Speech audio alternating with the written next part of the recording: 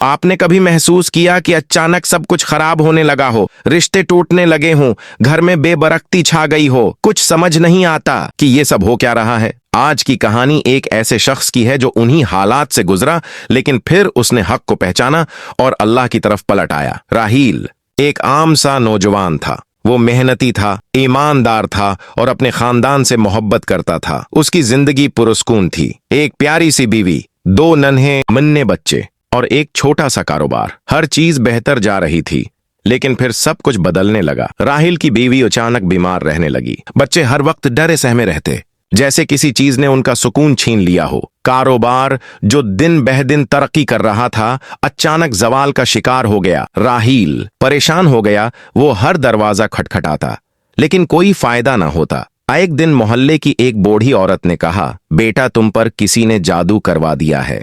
वो उसे एक आमिल के पास ले गई। आमिल ने कुछ पढ़कर फूंका और एक तावीज दिया। कहा, उसे पहन लो, सब ठीक हो जाएगा। राहील ने तावीज पहना और दिल में उम्मीद बांध ली, लेकिन जो होना था वो ना हुआ, बल्कि हालात और बिगड़ने लगे। बीवी अस्पताल जा पहुंची, बच्चे खौफ से चीखने लगे और कारोबार बंद हो गया। अब राहील को शक होने लगा कि मामला कुछ और है। वो दोबारा आमिल के पास गया। आमिल ने कहा, ये पुराना जादू है, मजीद पैसे देने होंगे, तब जाकर इलाज मुकम्मल होगा। राहील एक दिन मस्जिद गया। वहां एक बुजुर्ग बैठे कुरान पढ़ रहे थे। उन्होंने राहील को देखा। उन्होंने नरमी से कहा, बेटा क्या मैं तुम्हें कुछ दिखा सकता हूं? उन्होंने कुरान पाक खोला और सूरा बकरा की आयत 102 पढ़कर सुनाई। तर्जुमा, वो किसी को नुकसान नहीं पहुंचा सकते मगर अल्लाह के हुक्म से। बुजुर्ग ने कहा, बेटा जादू, तावीज और ये आमिल कुछ नहीं कर सकते जब तक अल्लाह न चाहे। राहील की आंखें नम हो गईं। बुजुर्ग ने उसे सूरा फलक और सूरा नास का वुरद करने को कहा। सुबह शाम पढ़ने की तलकीन की। राहील ने तावीज उतारा और पख्ता नियत के साथ अल्लाह की तरफ रुजुआ किया।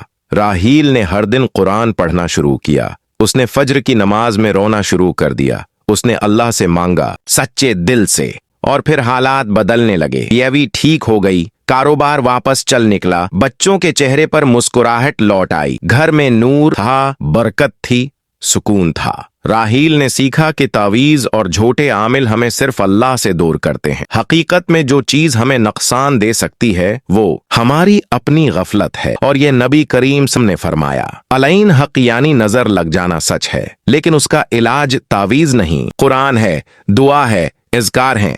अगर आप भी ऐसी ही किसी परेशानी का शिकार हैं तो याद रखें, शिफा सिर्फ अल्लाह के पास है। दिल को कुरान से जोड़ें, बच्चों को इज़कार सिखाएं, घर को अल्लाह के जिक्र से रोशन करें और कभी किसी झूठे आमिल के पीछे न जाएं। अल्लाह से मांगें, वो जरूर अता फरमाएगा। ये कहानी आपके दिल को लगी हो तो उसे दूसरों तक जरूर पहुंचाएं, ताकि कोई और भी अंधेरे से निकलकर रोशनी की तरफ आ सके।